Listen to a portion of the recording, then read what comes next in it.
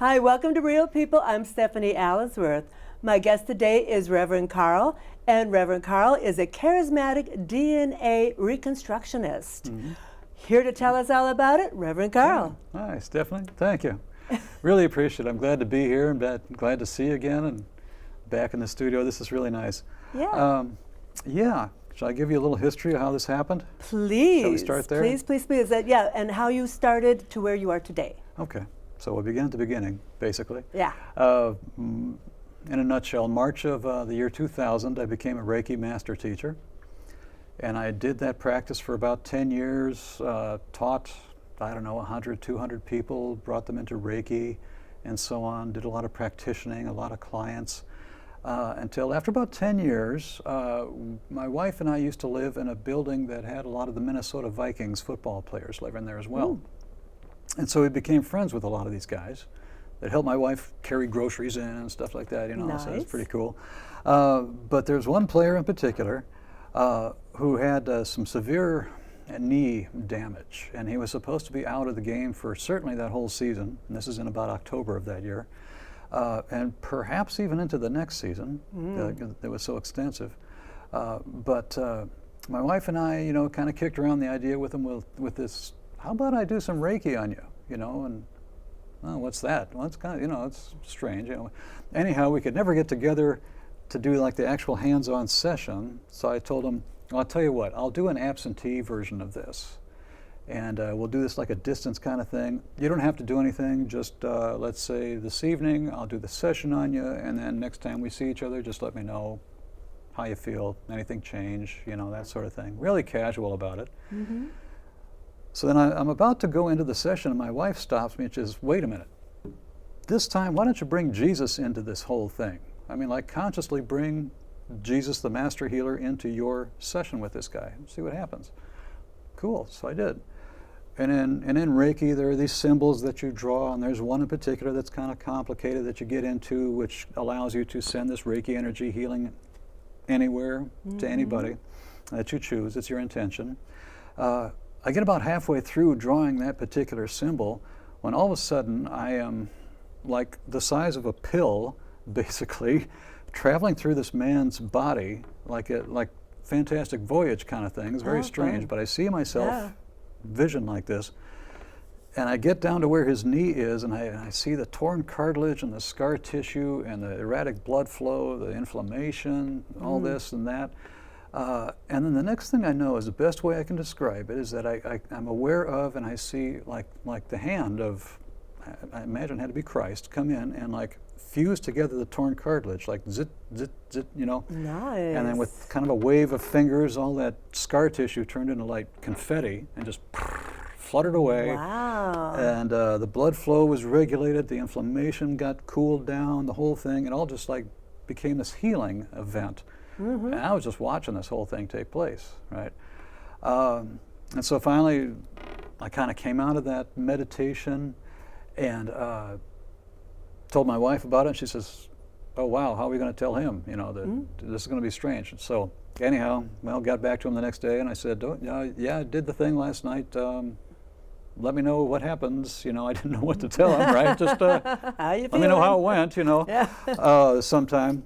Well, yeah, like about 5, 6, 7 days later, he happens to run into my wife in the hallway of the apartment building, and he's saying, "What did Carl do?"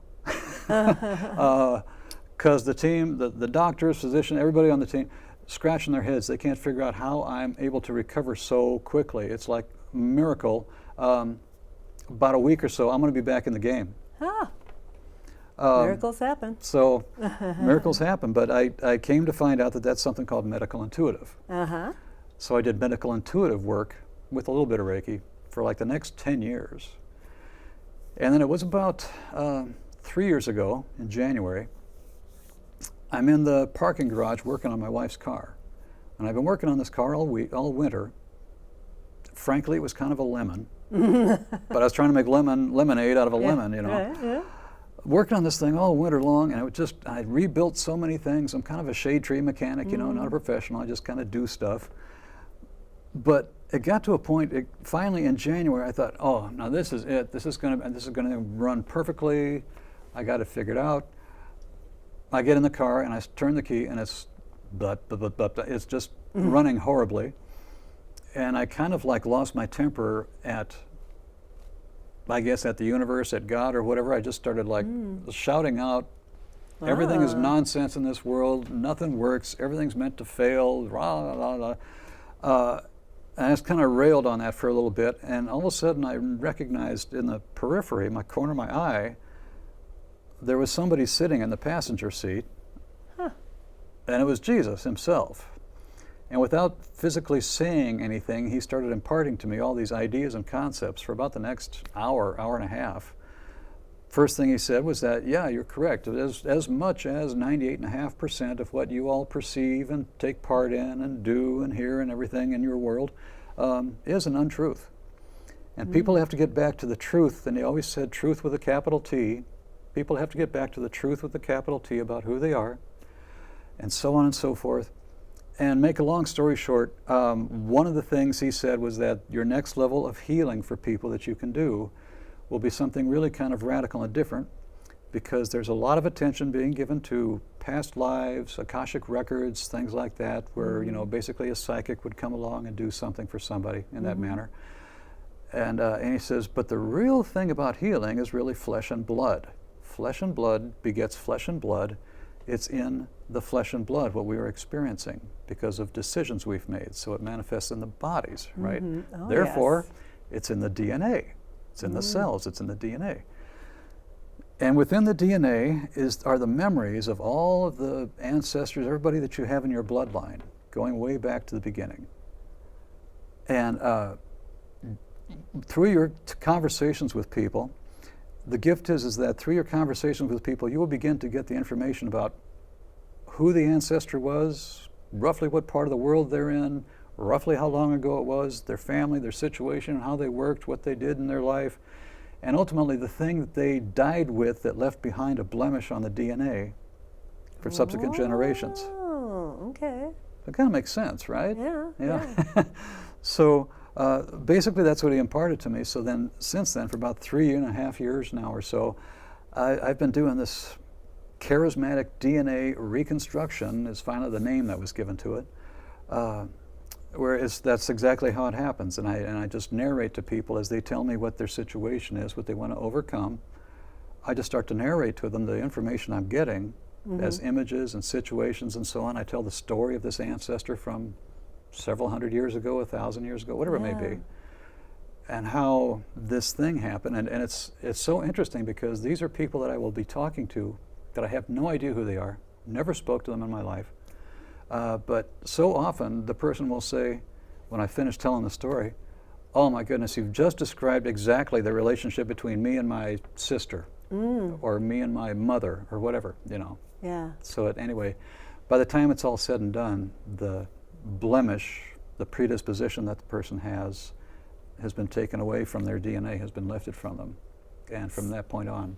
So do you see it actually in the DNA and see it reconnecting or healing a bit? I mean, I don't know if it's broken DNA or just corrupted DNA. No, it's really very interesting because one thing that was imparted to me was that the molecule that we see, that in science, the spiraling ladder kind of thing, I was told that that's the helix. Yeah. I was told that that's not exactly a best description of the DNA because it's so vast. And so whenever I get these images in my mind of the person's DNA, it almost always shows up as an enormous sort of a tapestry or an embroidery of many different varieties of colors and stitchery and designs and patterns and all that sort of thing. Wow. And it can be taken up a space of as much as like 7 to 8 acres of land. Wow. And it's pretty consistent that's how I see a person's DNA somehow, is as a remarkably gorgeous but remarkably intricate embroidery, tapestry kind of thing. Almost always outdoors, some kind of a field, maybe on top of a lake, all kinds of things. It depends on the person. Wow. kind of beautiful, actually. It's really, yeah. it's gorgeous. Yeah, Yeah. you know, I wish y'all could see it, but Yeah, me too. but yeah, and it's fascinating because every time what's kind of referred to as a blemish may be something of a, you know, a curse, self-imposed curse or something, you know, whatever it could be. Or karma? A karma, you know, yeah. But it shows up as some kind of a mound or some object of some sort that's a fairly good size that's stuck on this otherwise beautiful embroidery. Kind of like a tumor on this beautiful tapestry? Yeah. Wow. And then part of the healing work that happens is that I'm really just witnessing. There's so much I really don't do. I just witness and I narrate what I'm seeing. But your intention's doing But it. the intention is everything, Right, yeah. But that object that's out there on the blob. on the blob on the beautiful tapestry is out there, and it begins to get lifted up off of the DNA tapestry, and then it's taken up. Oftentimes, Does it transmute? Yeah, sometimes it transmutes. Sometimes it turns into a ball of light that bursts and falls into the DNA. Most of the times it's taken up apparently into heaven. Oftentimes archangels come around and assist, and that's really glorious. Oh, yeah. You know, and of course I know that all this sounds like, oh, the Reverend Carl has totally lost his mind, but no. You know, I don't believe that, right? Yeah, right. I wouldn't have you here if I know you're with me on this one. Yeah. But we call it psychic surgery. Yeah, psychic surgery. But it's so consistent. Yeah. You know, it's really remarkable, and I have to believe this is really happening. And Of course. And I check in with people at some time later, and like, oh my gosh, ever since that, I have not had such and such, or people have commented about such, and so on. So it works. Yeah. And it sounds fascinating. Now, how often are you working with people now? Is it daily or? Daily, yeah, and it's pretty much a thing where people kind of find out about me and give me a call. Yeah. Or somehow, or you know, it's a word of mouth kind of a thing. I do have a Facebook page for Charismatic DNA Reconstruction, but most of the time, you know, I do a thing every third Saturday at Echo Bodine's Aurapalooza place, the Aurapalooza. Yeah, at the center. Yeah, at the center. So you know, there's people that come to that, and then they catch up with me afterwards at another time too. So, and I do almost all these sessions by phone. Oh, okay. So you are going into the zone, and so it's actually better by phone if I'm not distracted by a person's look or appearance, or I have no energy. I have no idea what their nationality is, because I can't see and look at them and say, oh yeah, you're definitely from European descent. And you know, if they're just talking to me on the phone, I can say, yeah, there's somebody in here that's from Spain and da da da da da, and then it turns out, oh yeah, my grandfather's actually from Mexico, but originally Spain. Oh. Well, there you go. You know, and so on. But yeah, it's a little more organic that way if I'm just. So it's the same regardless if somebody's got like arthritis or a mental problem or cancer, whatever it might be. It always appears as the same type of the DNA blemish thing. Actually, the blemish is always different. It has it has something to do with the number. I think with the number of years or generations that it's been reoccurring.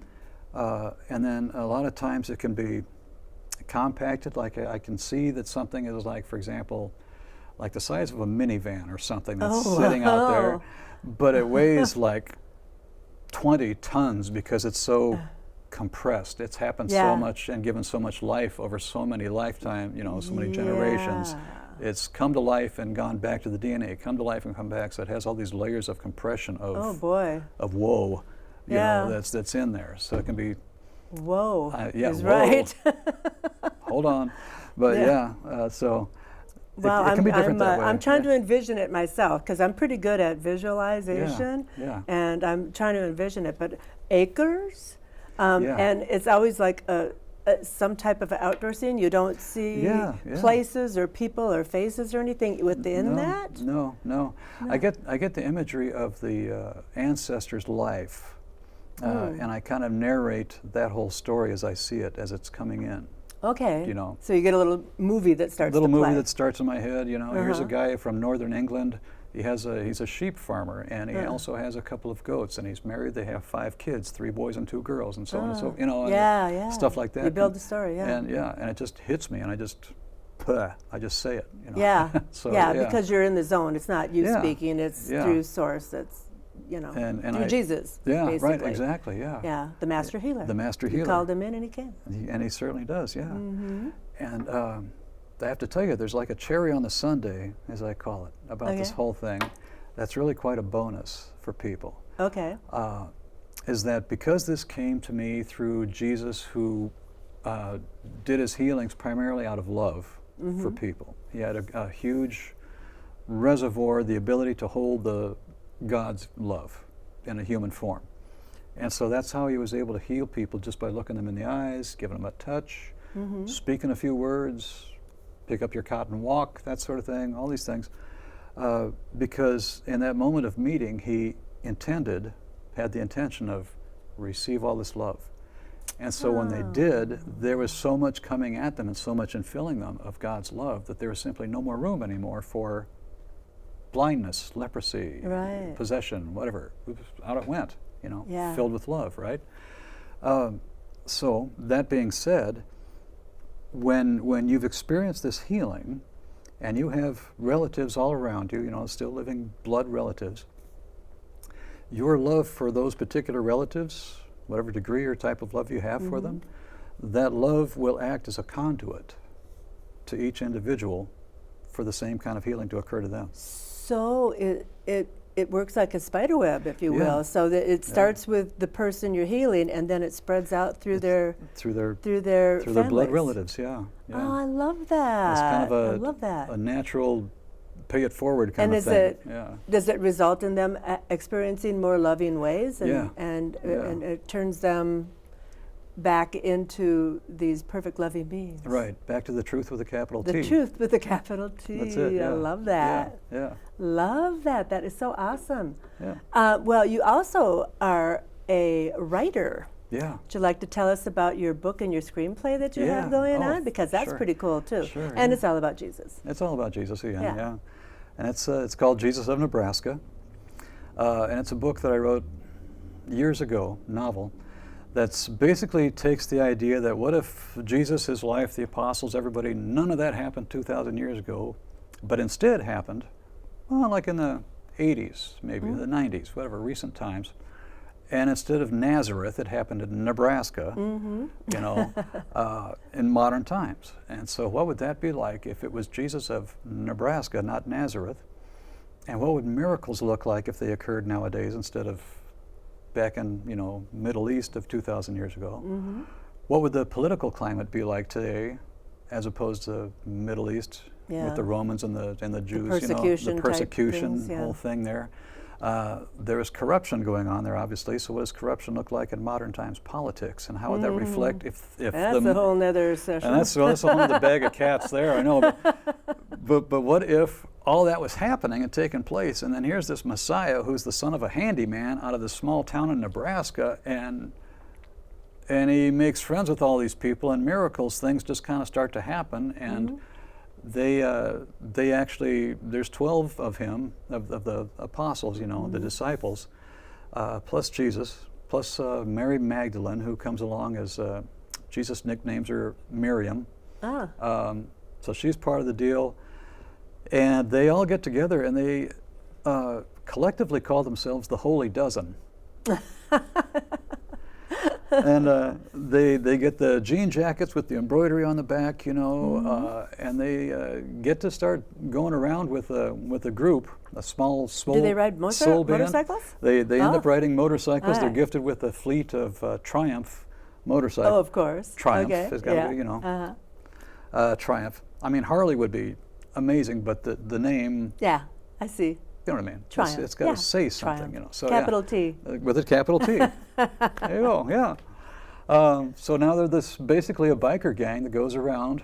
Holy goes around and does these motivational speaking kind of gigs with Jesus as the ringleader. And there's a soul group who plays along with them at these jobs too. Oh, musical? Music band, Wow, I like yeah. that. That's a nice touch. And so on and so forth. But Then comes the screenplay. So that's the story, that's the novel. Then So we you come to wrote the book screenplay. already, right? So I Yeah. wrote the So book that was the novel. long time ago. Okay. Yeah. Yep. Yeah. And now you're. And now there's a screenplay, Yeah. which has gone through, a gazillion revisions, as you probably know. But As they all do. how that happens, yeah, and still more revisions to come, I'm sure. But it's begun to get a little bit of attention from some people in the Salt Lake City area, primarily thanks to an old buddy of mine from Nebraska. I'm originally from Omaha. Oh, you are? Oh, Yeah. well, no wonder. And a buddy of mine from high school. We used to be in a band together. Huh. We just kind of like reconnected through Facebook like 10 years ago or something after all these years. Turns out he knows a few people in the industry. And turns out they're really big time modern day Christians. I call it Christian 2.0. Okay. It's not necessarily the church. It's all about being a real follower of Jesus and his teachings and so on. So they're very much into this whole story.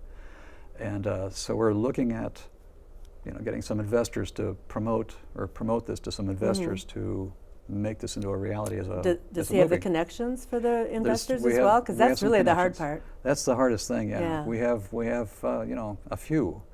Yeah. There could always be more, but What kind of budget you looking at? they're talking about the film taking anywhere between $7 and $10 million to Okay. produce. So That's typical. yeah, yeah, Not low budget, not big budget. right. No. So. Yeah, but we say the movie's like it's like if you can think of it's like a Prairie Home Companion meets The Chosen, with kind of like the attitude of fried green tomatoes. Oh my gosh. So Yeah. that's the direction it's going. So there's some funny stuff in there. There's some funny stuff in there. and Some Well, shtick. there's some shtick. I mean, Yeah. think of it. You, Think of you it. got to have it these days. Or people Bikers. get bored. Yeah, I mean, Yeah. bikers, for heaven's sakes, Yeah. are the disciples. And the feeding of the 5,000, the miracle of the feeding with the yeah. loaves and fishes and stuff like that. Well, that happens during the Sturgis rally in the Black Hills on Main love Street. that. Sure enough, 5,000 bikers are out there. They're hungry. Anyway, you got to Yeah. see the movie. So, You're not going to tell us all the right, ending no, right now? no. Wait till you see the ending. Yeah. But, Oh, okay. No spoiler No, alerts. don't No. spoil the ending. Yeah. Wow. Okay. Yeah. So that's a pretty decent budget. So what am I going to Yeah. play? I don't know. One of the bikers. Well, that'd be cool. Have you in the crowd scene and Oh, right. or something. Yeah. Yeah. The girl in the crowd. Yeah, right. that's- I've always done vague roles. It's very vague. Very vague. Well, That'd be great, I've yeah. had my own experience with Jesus where I was feeling very, I don't know what the whole low part of it was, but I don't remember even what I felt as an illness or whatever, but why I kept calling Jesus in to come help me and to heal me. Yeah. And one early morning, in those moments between wide awake and just kind of coming out of my sleep, I was also still thinking about, the master healer coming in. And next thing you know, he was standing right next to me. Yeah. Yeah. And he went to lay hands on me, but he didn't just stop at the top. Hands went inside me Yeah. and pulled out something, Yeah. some like ick, Yeah. almost like from the movie Constantine, where they pull the tar out of his lungs at the Yeah. end. Yeah. And it actually looked like that, but I had never seen Constantine at that time. Right. So so when I saw that, I'm like, oh my gosh, Yeah. and I've just been like calling in Jesus as the master healer ever since. Yeah, So, yeah. and I was before anyway, but because I do Reiki too. Yeah, yeah. I'm not a master, but Yeah. I got to the second level. Yeah. And whenever I worked on people, I would call in Jesus, the master, and a couple of the archangels. So. Yeah, okay. And I could always feel their presence, and I Right. could always feel them there working with me. And Yeah. I would get hits on people. But, I would have relatives come in and want to talk to their people, and a few people end up crying on my bed there. It's Right, like, right. I'm sorry Yeah. if I brought back some memories, Yeah, but they wanted to say hi and that they're helping you and with you this whole time. Yeah,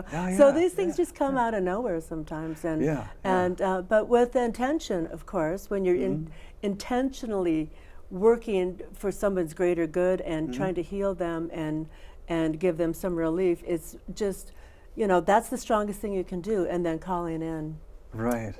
Right. the big guys. The big guys, yeah. Yeah, The big yeah. guns, the authorities. Yeah. Yeah. Yeah. So I really love that, and I really resonate with it. So Good. thank you Yeah, for all yeah. you do. Sure, We yeah, still got a couple minutes left, so tell us a little Okay. more about your film or anything Oh. else you want to talk about right now. Like where can they get your book? Oh, Where okay. can people get your book? The book can be found on Amazon or BarnesandNoble.com. Do I have a the usual copy? I outlets. might Yeah, still you have a do. copy on my bookshelf. Okay. No, you do. Yeah. Okay. Okay. And the movie, I'm going to get around to establish maybe either a Facebook page or a website about Like a GoFundMe. the movie. Yeah, Do I a do have GoFundMe. GoFundMe page is out there. Yeah. Have you done any kind of a trailer or put together any kind of artwork or anything for it, like yeah, a poster? I've assembled even? some photographs to do sort of a pseudo, I guess sort of a storyboard of highlights, something like that. We've put that together. The first thing that we're going to get into is what they call a pitch deck. Yeah, and absolutely. you probably know about these things. I sure do. But I've got a guy who's part of this Salt Lake City crew. Oh. There's 4 of us all together, including my old high school buddy Jay.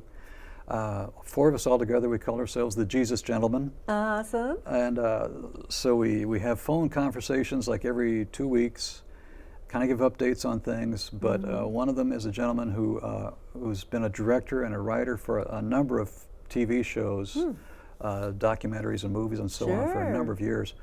The other guy is a composer who actually just won a major award for what was it, Harry Potter video game. Oh, he does nice. primarily Okay. the orchestral music for computer games, video games. Right. And the latest one was that he just won the equivalent of, I believe, the Grammy, but for video games. Yeah, yeah, it's a compositions. different genre, but Different genre, different tied in. different, different award Yeah. ceremony. But anyway, he's one of the Jesus Gentlemen. Yeah. That we're all part of. We're like this. Yeah, you're gonna have to get jackets. Yeah, well, I did. I know I've got one, and I sent them all the patches, and Did you? And they're all getting their own Okay, jean good for jackets with you. the sewn on the back of their jackets. So that is fantastic. should get one for you actually. But Yeah, sure. I have a jean jacket I can put it on. Oh, okay. It needs a little bling. needs a little perking up. little yeah. light and love in there. Right. Yeah. Well, it's a good conversation starter. You wear this jacket. Yeah. Okay, what's that Holy Dozen all about? And what? It's so funny. Union, Nebraska is where Yeah. this is based out of. Oh, Union, sure. Nebraska. I don't know where that is, And it but says, I am assuming yeah, it's nobody in knows. Nebraska somewhere. It's outside of Lincoln and outside of Omaha. Okay. Sleepy, tiny little town that basically is just for people to sleep in. Basically, there's no businesses anymore. Oh, wow. School, Not nothing, incorporated in any nothing way. there. Okay. But it's so funny. I'll wear that jacket, and people have the strangest reactions. They'll say, "I know where Union, Nebraska is. My sister went to college there." Probably not. Okay. Well, That's they're good, a yeah, college, it's yeah, yeah. unincorporated. I Good don't on know. you. Yeah, thank you. Stuff like that. But it's a great conversation starter. Like, the Holy Yeah. Dozen. What's that all about? Yeah. Ah, well. Wow. Let me tell you the story. Yeah. Well, we're going to make sure people know how to get a hold of you. We're going to put that Yeah. on the screen. Yep. So, and we're out of time already Okay. because these things go so fast because they're just so much fun to do. They are. So, Time flies. gonna sign us out here. Yeah. Thanks for keeping it real with Reverend Carl and I, and we will see you next time. Bye now.